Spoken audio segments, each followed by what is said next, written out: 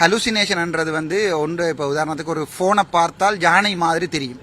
Maybe அப்படி மாறி வேறு யாரோடையும் இருந்து அவருக்கு ஹலுசினேஷன் இருக்கிறபடியால் அப்படி அவர் சந்தித்தாரோ இல்லையோ எங்களுக்கு ஒரு நம்பிக்கை இல்லை. இவர் மேபி ஒரு 2 நிமிஷம் 1 நிமிஷம் அவர் தலைவரை சந்தித்திருக்கலாம், கதைத்திருக்கலாம். அதற்காக அவர் எனக்கு துவாக்கு சுட பயிற்சி தந்தார், அவர் எனக்கு மான்கறி வத்தல் போட்டு தந்தார், ஆமைக்கறியை வீட்டை கொண்டு போக சொன்னார்ன்றதெல்லாம் சாத்தியக்கூறு இல்லாத ஒரு விடயம். ஆமைக்கறி சம்பந்தமாக சொன்னீங்க 300 கிலோ கொடுத்தாங்க. ஆமாம்.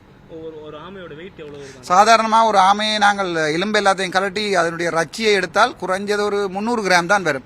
ஸோ இவருக்கு 40-50 கிலோ வத்தல் போட்டு கொடுப்பதாக இருந்தால் கிட்டத்தட்ட 4000 ஆமையை. இப்போ எங்களுடைய விடுதலை போராளிகள் போராட்டத்தை நிப்பாட்டி போட்டு சீமானுக்காக ஆமை பிடித்திருக்கணும் ஒரு 6 மாதம். அப்படி பிடித்திருந்தா தான் அந்த அவ்வளவு வத்தலும் வந்திருக்கும்.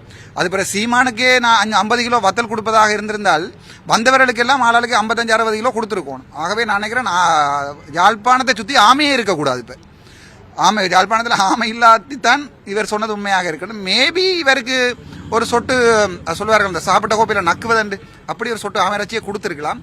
அதுக்காக 50 கிலோ வத்தல் தந்திருக்கிறேன் எல்லாம் அது வந்து தமிழ் யாழ்ப்பாண மக்கள் சிரிக்கிறார்கள். அப்போ அவ்வளவு